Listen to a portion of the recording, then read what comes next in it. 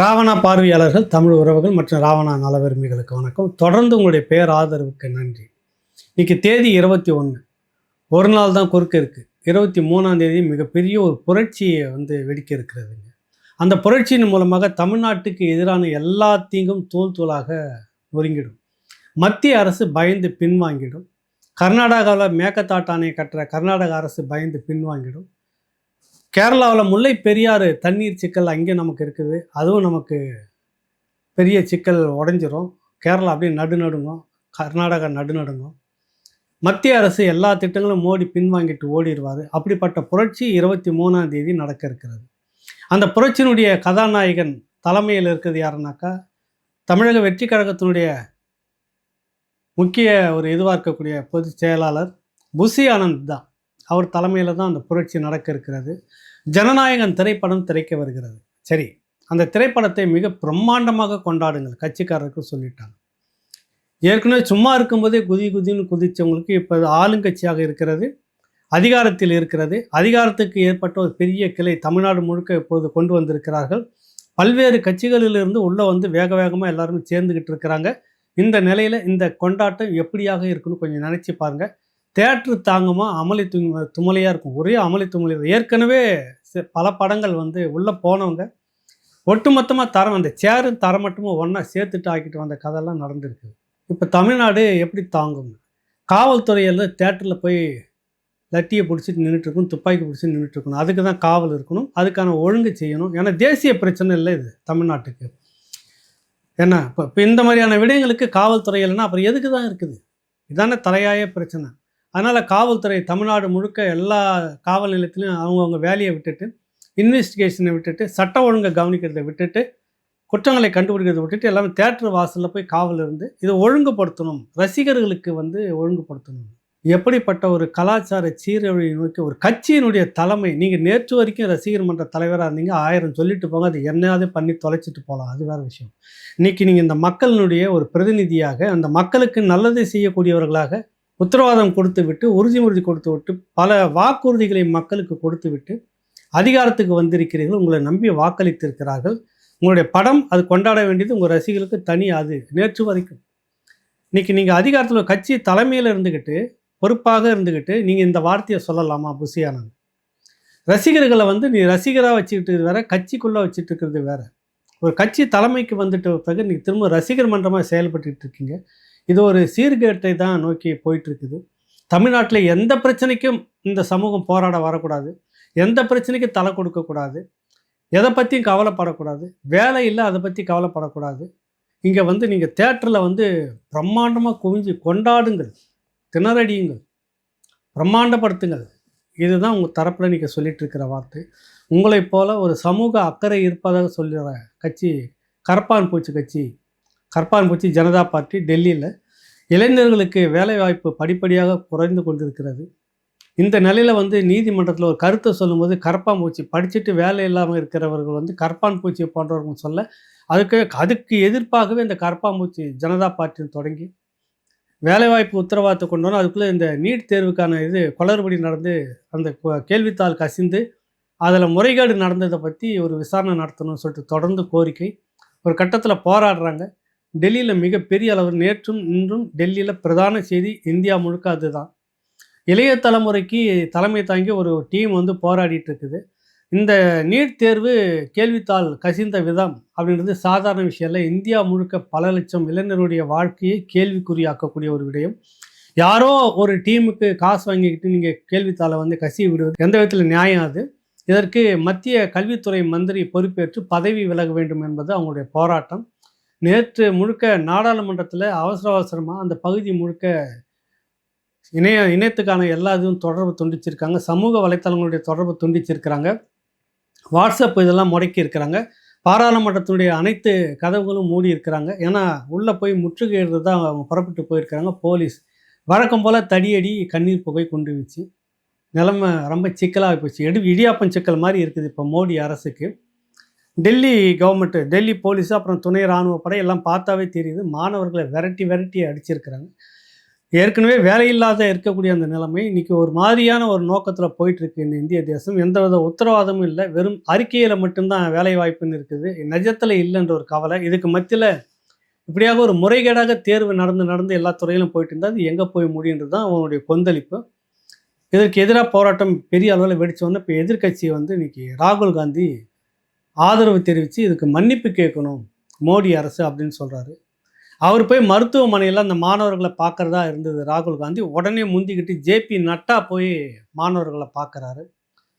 அதை வந்து இப்படி நடந்திருக்கக்கூடாது அப்படின்னு எல்லா கட்சிகளுமே எதிர்ப்பு தெரிவிக்குது. தமிழ்நாட்டில் இருக்கக்கூடிய இந்த ஆளுங்கட்சி தாவேக, அப்புறம் உங்களுக்கு திமுக, எல்லா கட்சிகளுமே இங்கே வந்து எதிர்ப்பு தெரிவிச்சிருக்கு. அந்த மாணவர்கள் மீது நடத்தப்பட்ட தடியடி சரியானது அல்ல, மத்திய அரசு பொறுப்பேற்க வேண்டும் அப்படின்னு மிகப்பெரிய நெருக்கடி இன்றைக்கும் நாடாளுமன்றத்தில் அமளித்துமளி நடந்துக்கிட்டு இருக்குது. மிகப்பெரிய சர்ச்சையாகிட்டு இருக்குது. 3 நிபந்தனைகள் அந்த கல்வித்துறை மந்திரி தர்மேந்திர பிரதான் வந்து ராஜினாமா செய்யணும், பதவியை ராஜினாமா செய்யணும். அடுத்தது வந்து காவல்துறை வந்து அடித்ததுக்கு வந்து பொது மன்னிப்பு கேட்கணும். இன்னும் பல்வேறு இந்த வேலைவாய்ப்புக்கான உத்தரவாதம் பல்வேறு கோரிக்கைகளை வச்சுட்டு நட்டாகிட்ட ஒரு நிபந்தனை 3 நிபந்தனைகளை வந்து சொல்லியிருக்கிறாங்க. அந்த போராட்டத்தை திரும்ப பெற வேண்டும் என்றாங்க. அங்கே ஒரு சமூகம் வந்து எப்படி மாறிக்கிட்டு இருக்குது டெல்லியில். பொதுவாக வந்து எல்லாற்றிலும் முன்னணியாக இருக்கக்கூடியது தமிழ்நாடு.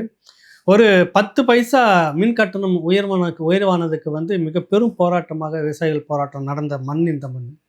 இந்தியை திணிக்க கொண்டு வந்தபோது இது வந்து ஒரு ஒரு பண்பாட்டை அழிக்கும் விதமாக இருக்கும், மொழியை வந்து அழிக்கும் விதமாக இருக்கும்னு கொதித்து எழுந்து பல 100 பேர் உயிர் தியாகம் பண்ண மண் இந்த மண், தமிழ் மண். இன்னும் பல போராட்டங்கள், மாணவருடைய போராட்டங்கள்லாம் கொஞ்சம் நெஞ்சமான போராட்டங்கள் இல்லை, எக்கச்சக்கமாக இருந்தது. அப்படி இருந்த அந்த மண் இன்னைக்கு எங்கே கொண்டு வந்து நிறுத்திருக்கீங்கன்னா, ஜனநாயகம் படத்தை வந்து தேட்டரில் போய் பிரமாதமாக கொண்டாடுங்க. இதுதான் நாட்டுக்கு வந்து தேவை. வடக்கை எப்படி இருக்கிறா, நீங்கள் எப்படி இருக்கிறீங்க? அப்புறம் இந்த ஆட்சி மீது ஒரு விமர்சனம் வருமா வராதா? நீங்கள் இந்த இந்த இளைய தலைமுறையை ஒழுங்குபடுத்துகிற வேலைக்கு நீங்கள் வரணுமா, இல்லை நீங்கள் வந்து அவங்கள திரைப்படத்துக்கு முன்னாடி கொண்டு போய் தேட்டருக்கு முன்னாடி நிற்க வைக்கிற வேலையை செய்கிறீங்களா என்ன? இன்னும் ரசிகர் மன்ற தலைவராகவே இருப்பீங்களா, இல்லை வந்து ஆளக்கூடியவர்களாக இருக்கிறீங்களா? இந்த கேள்வி தான் அவங்க முன்னாடி வைக்கிறான். வடக்க ஒரு தலைமுறை இன்னைக்கு வந்து வேலை கேட்டு போராடிக்கிட்டு இருக்குது. தொட்டுப்புட்ட பாரதிய ஜனதா கட்சி என்னடா பண்ணுறதுன்னு முழிச்சுக்கிட்டு இருக்கு. அவ்வளோ பெரிய நெருக்கடி. ஓடி ஓடி மருத்துவமனையில் பார்க்குது, கூப்பிட்டு பேச்சுவார்த்தை நடத்துது. என்ன செய்யணும் சொல்லுங்கள், நீங்கள் வாபஸ் வாங்குங்க, போராட்டத்தை தாங்க முடியலை. ஏன்னா இன்னொரு பக்கத்தில் ஹரியானாவிலேருந்து விவசாயிகள் புறப்பட்டு டெல்லியை முற்றுகையிடுறதா அது ஒரு பெரிய போராட்டம். ஏற்கனவே இந்த மாதிரி நடந்து தலையால் தண்ணி குடிச்சு பார்த்தது மோடி கவர்மெண்ட்டு. இப்போ திரும்பவும் வந்து அந்த போராட்டம். இந்த தலைவலி இல்லாமல் இந்த தலைவலி வேறையான எதை தின்னா பித்தம் தெரியுன்னு சொல்லிட்டு மாணவர்கள்ட்ட பேச்சுவார்த்தை நடத்துது. இந்த நிலையில் நீங்கள் இந்த மாணவர் சமுதாயத்தை, இளைய சமுதாயத்தை, இளைஞர்களை எங்கே கொண்டு வந்து நிறுத்தியிருக்கீங்க? ஒரு படம் பார்க்க வேண்டியது, ரசிக்க வேண்டியது, அதோடு சரி. இதற்காக ஒரு அரசு கட்டமைப்பில் இருக்கக்கூடிய நீங்கள் என்ன பண்ண போகிறீங்க? காவல்துறை என்ன அன்றைக்கி பாடுபட போகுது? இது எல்லாத்தையும் பார்க்க போகிறோம். கண்டிக்கக்கூடிய ஒன்று. இதே போல் இன்னொரு விடயம், ஓய்வு பெற்ற ஐஏஎஸ் அதிகாரி சகாயம் கிட்டத்தட்ட தமிழ்நாடு இல்லை, இந்தியா முழுக்க பேசப்பட்டவர்.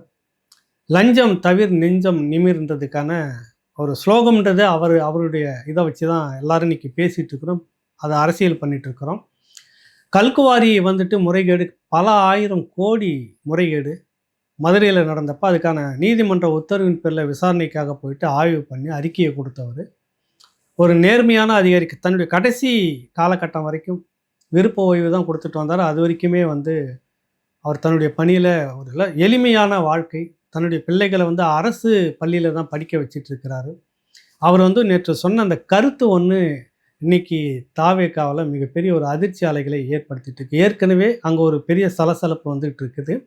இந்த நிலையில் சகாயம் ஐஏஎஸ் என்ன சொல்கிறார் என்றால், மக்களிடத்தில் நீங்கள் வந்து அரசு பணத்தை முறைகேட தொட்டவனை விட மாட்டோம், நாங்களும் தொடமாட்டோம், தொடர்றவங்களையும் விட மாட்டோம், தொட்டா விட மாட்டோன்னு நீ பேசுனீங்க, மக்கள் உங்கள் மீது நம்பிக்கை வைத்து கொண்டிருக்கிறார்கள். உண்மைதான், திராவிட கட்சிகள் மீது நம்பிக்கை போய்விட்டது, தாவேக அரசு மீது ஒரு நம்பிக்கை வந்திருக்கிறது என்பதை இந்த தேர்தல் முடிவு காட்டியிருக்கிறது. அதை தான் சகாயம் ஐஏஎஸ் சொல்கிறாரு. மக்கள் உங்கள் மீது நம்பிக்கை வைத்திருக்கிறார்கள். நீங்கள் வந்து அதிமுகவில் ஊழல் குற்றச்சாட்டு, ஊழலினுடைய உச்சத்தில் இருந்ததாக சொல்லக்கூடிய புதுக்கோட்டை விராலிமலை விஜயபாஸ்கர் அவர்கள் மேலே எக்கச்சக்கமான ஊழல் வழக்கு இருக்கிறது, குட்கா வழக்கு இருக்கிறது. அதெல்லாம் ஆயிரக்கணக்கான கோடிகளில் வந்து சிக்கி இருக்கக்கூடிய ஒரு பெரும் பெரும் பெரும் மிக பெரும் ஒரு வழக்கு அது. இப்படி ஊழல் முறைகேடில் சிக்கன ஒருத்தரை வந்து அந்த புதுக்கோட்டை விஜயபாஸ்கரை நீங்கள் கட்சிக்குள்ளே இணைக்கிறீங்க. அப்படின்னா மக்கள் உங்கள் மீது வைத்த நம்பிக்கை வந்து இருக்குது. தொடர்ந்து ஊழல் குற்றச்சாட்டு வைத்தவர்களை, கடந்த ஆட்சியில் ஊழல் செய்தவர்களை உங்கள் ஆட்சியில் சேர்த்து கொண்டிருக்கிறீர்கள் என்றால், உங்கள் மீது மக்களுக்கு என்ன நம்பிக்கை ஏற்படும் அப்படின்றத ஒரு எச்சரிக்கை விதமாக சொல்லியிருக்கிறார். நல்ல ஆட்சி தரணும், அதுதான் அவர் கேட்குறாரு. சகாயம் நீங்கள் கொடுக்குறீங்க, அந்த நம்பிக்கை இருக்கிறது. ஆனால் மறுபக்கம் இப்படியான மிக மோசமான சொல்கிறாரு. இந்த தேர்தலில் கூட ரூ. 2000 லஞ்சம் கொடுத்து வெற்றி பெற்றவர் என்றதை அவர் அழுத்தம் திருத்தமாக சொல்கிறார். இந்த தேர்தலில் வெற்றி பெற்றார்ல உங்களுக்கு விஜயபாஸ்கர், இந்த தேர்தலில் ரூ. 2000 ஓட்டுக்கு கொடுத்து லஞ்சம் கொடுத்து வெற்றி பெற்று வந்த மனிதர் இந்த மனிதர். அவர் மீது கடந்த ஆட்சியில் எக்கச்சக்கமான ஊழல் எல்லாம் அவ்வளவா அடுக்கடுக்காக இருக்கிறது. பல ஆயிரம் கோடி ஊழல் முறைகேடு. அப்படிப்பட்டவரை உங்கள் கூட இணைச்சிக்கிறீங்க. இன்னும் மற்றவர்களையும் இணைச்சிருக்கீங்க. அவங்க மேலேயும் ஊழல் இருக்கிறது. இது சரியானது அல்ல. இதுதான் எல்லாருமே சொல்லிட்டு இருக்கிறோம் இவ்வளோ. சகாயம் ஐஏஎஸ் ஒரு பொறுமையாக இருக்கக்கூடியவர். அந்த பொறுமையினுடைய ஒரு எல்லை தாண்டி, ஏன்னா இந்த ஆட்சி ஒரு மாற்று அரசுன்னு வந்திருக்கிறது. ஒரு நல்லது செய்யணும்னு வந்திருக்கிறாங்க. விஜய்க்கு ஊழல் பிடிக்காது, ஊழல் செய்பவர்களையும் பிடிக்காது. அந்த பணத்தை தொட்டங்களையும் விட மாட்டான் அப்படின்ற எண்ணத்தோடு தான் அதிகாரத்தில் வந்து உட்கார்றாரு. அது வெளிப்படையாக சொல்கிறாரு. அப்படிப்பட்டவரை இப்படி செய்வது சரியாக, ஏதோ சில தவறுகள் நடக்கிறது. முதலமைச்சர் விஜய் அவர்கள் இதை ஒரு எச்சரிக்கை விதமாக ஒரு கவனமாக எடுத்துக்குங்க. எடுத்துக்கிட்டு இது நீங்கள் வந்து நல்லாட்சி கொடுக்கறதுக்கு பாருங்கள் அப்படின்னு சொல்லியிருக்கிறாங்க.